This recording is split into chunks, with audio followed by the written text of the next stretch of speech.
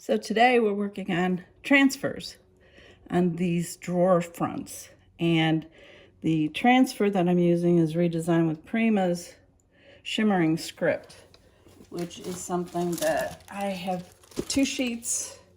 It's gold foil, and I've cut it up into pieces because I'm just placing it in strategic locations over the drawers. And I'm giving you a close-up here because if there's anything more satisfying or close to satisfying as a tape pull for stripes, which I did satin stripes on this drawer with a top coat. So basically that's how you create the tuxedo stripe or satin stripe or ghost stripe, whatever you want to call it, is you basically just do a gloss or maybe even a satin you could use, and you just tape off your stripes and then you just paint the top coat on top of there, and then you get a real subtle effect with stripes. And I am just crazy about stripes, which if you know me, you know that's for real. So transfers, you know what? Classic error. Transfers come with a backing paper. And if you don't take the backing paper off, nothing's gonna happen. So it's a sticky paper with gold leaf on it, and you've got this backing paper. So I'm taking that off, placing it down, and then we use this burnishing tool and we burnish it. And the only thing that's going to come through is the Shimmering Script. So when you're burnishing, you're just kind of putting a little bit of pressure on and rubbing across the transfer on the sections that you want to come off onto the furniture or the surface of whatever you're doing. And when you're rubbing across it, you won't be able to see this on camera, I don't think, but there is a way that you can see when it's starting to attach to the furniture. You can actually tell it gets a little bit, just a different look, that you can see it's pulling away from this top gold paper. So anyway, so you're coming across like this, and then when I do this, I like to keep some tape on if it's possible, because it is sticky, but there's a way that this thing can move or get kind of funny, and I don't want it to fold over itself or do something that's going to hurt the transfer coming off perfectly. So as you can see, ooh, love that gold. So then when you get it going, what I tend to do is go ahead and start lifting. And if I feel like, as I'm looking underneath it, that there's parts that are still sticking, I just kind of take it and drop it back down again and keep burnishing till the whole thing comes up. So I'm trying to make sure I get this in the center and you can see what I'm doing. And then I move the tape. I try and put the tape somewhere where there's not lettering, but sometimes it doesn't always happen.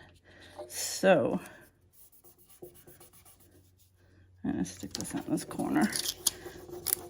All right, so basically, and these things come off pretty smoothly and fairly easily. Not all transfers are this quality, so sometimes you can really have problems with pieces of it just never coming off or sticking to the paper. I've had a lot of different experiences with transfers, not all of them fabulous, but these are pretty beautiful.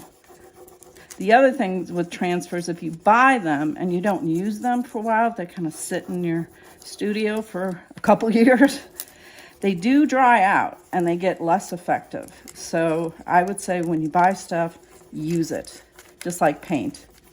Going back to paint jars that have got hockey pucks in them, because even though you seal them up and you put plastic on them, you do everything you can, if it's been closed up for a while, they will dry out. So that's another quick tip is on your paints, go back in and look at your paints every 3, 4, 6 months for sure. And just give them a stir if they're, you know, minimum chalk-based paints.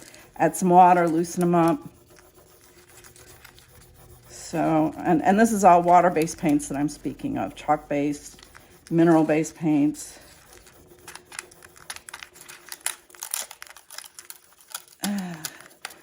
Sometimes your all-in-one paints, you got to be real careful with those because they do have additives in them with a top coat and a base coat.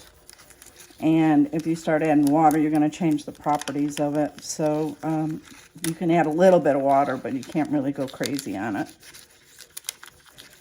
But they don't tend to dry up quite as badly as just the chalk mineral paints over time when they're not used. So, as you can see, this is fairly easy.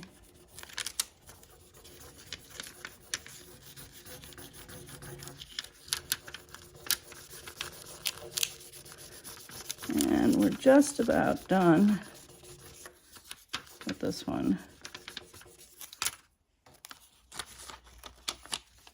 Ta-da! And then when you get done, you just want to either take a pad or you can use your hand if you're careful about it, and just run it across to make sure everything's attached. Especially with these things like lettering that's got everything's edges. So, and then this is what you are left with. Ta-da! So that is the look. All right, I'm gonna bobble you around for a second because I'll show you that I've done already one drawer.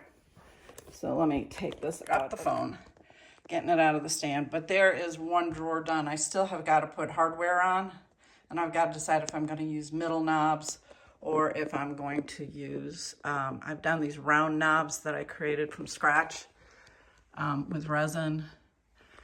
So I'll have to decide if I'm going to put one knob, two knobs. They're pretty wide drawers, so I may do two knobs.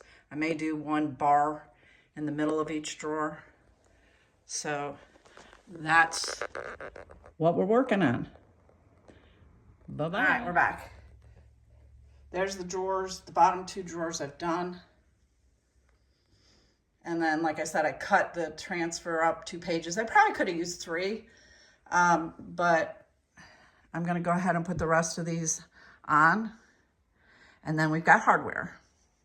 So, and this is, as you can see, these are the stripes versus the side where I did a faded stripe, but in your face color. So, all right, we'll talk to you later.